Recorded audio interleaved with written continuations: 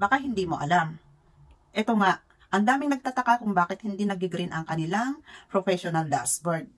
Baka hindi mo alam ito. Yes, malaki ang views mo, mataas. Baka hindi mo tinik yung in-upload mong video is unable to monetize. Doon ka nagtataka kung bakit hindi nag-green ang iyong professional dashboard. Kailangan kahit masipag ka na mag-upload ng iyong video, i-check mo kung talagang monetize or na re-recommend itong video na in-upload mo. Yes, nagustuhan ng mga viewers, followers mo, at subscriber mo kung nakasag na ang iyong account.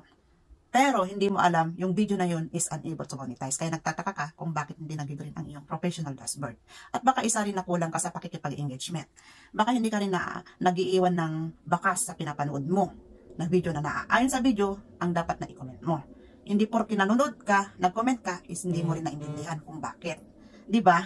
Kaya baka hindi mo alam ito. Lagi mong i-check, hindi lang professional, hindi lang profile recommended ang tinitignan mo. Hindi lang monetization ang tinitignan mo. Lahat i-check mo yan para magkaroon ng maganda ang takbo ng iyong professional dashboard. Hindi ka lang nag-iisa. Marami.